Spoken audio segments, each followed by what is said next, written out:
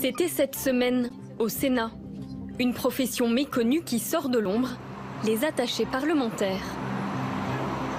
Nous parlons de sujets qui jusque-là étaient tabous, les moyens mis à disposition des parlementaires pour exercer leur mandat. C'est normal que les citoyens soient informés de la façon dont leur argent est dépensé. À partir du moment où on crée un statut du collaborateur parlementaire, à partir du moment où on encadre la profession, on donne aussi les moyens que le code du travail nous soit appliqué. Quand c'est flou, il y a un loup. Clair, vous ne pouvez pas être assistant parlementaire, rémunéré pour partie pour l'Assemblée nationale et pour partie par des lobbies.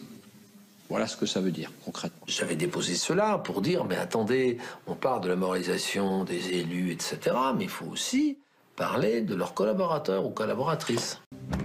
Démonstration dans cette école de lobbying.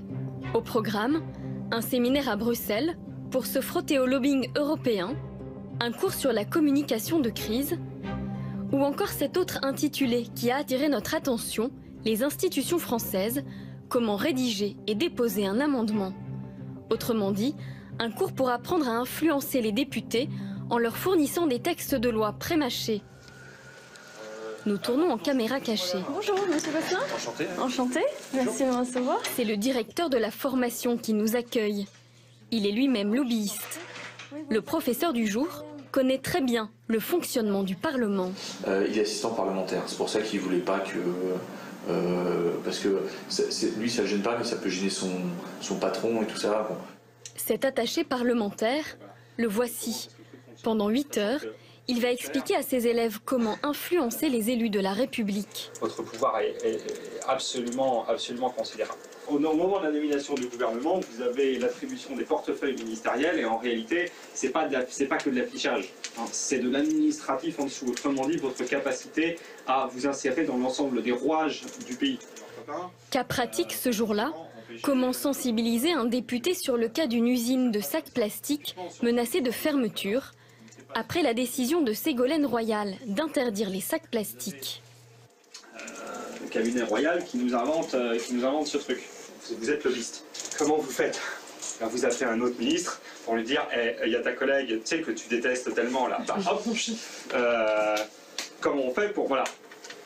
Vous êtes lobbyiste, en l'occurrence vous appelez quelqu'un comme, alors à l'époque c'était Emmanuel Macron, c'est-à-dire que vous allez expliquer à Macron, est-ce que fondamentalement au nom de l'environnement on est obligé d'aller détruire totalement les emplois? Vous vous débrouillez pour que les parlementaires de la circonscription montent au créneau de manière publique, c'est leur intérêt, ce sont leurs électeurs qui sont en train de se faire virer. En plus vous avez un levier à moitié populiste mais du diable, pour dire mais regardez ces espèces de technocrates absolument cinglés, ils ne comprennent strictement rien à l'économie, ils sont en train de détruire des pans entiers. Vous passez d'un truc qui au départ devait être très compliqué à un truc, le peuple contre les élites.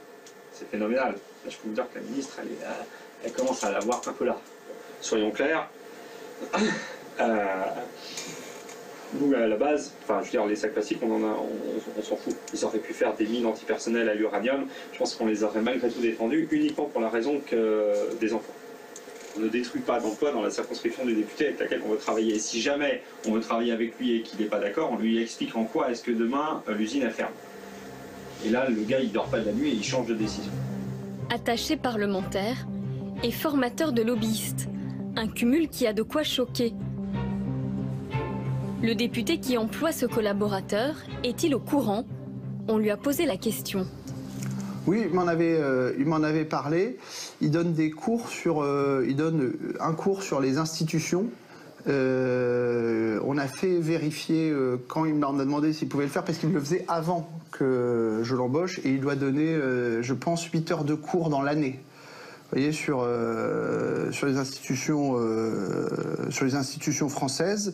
Sauf que le cours qu'il donne, c'est comment rédiger un amendement. Donc, clé en main, il explique aux futurs lobbyistes comment influencer les parlementaires. C'est pas un mélange des genres dérangeant d'après vous? Je savais pas qu'il avait ça en cours. Moi, c'est marqué quelque part qu'il fait ça. Enfin, Sur le programme de l'école. Bon, oui, c'est gênant que ça soit présenté comme ça. C'est un petit peu trouble. C'est une école, c'est pas un cabinet.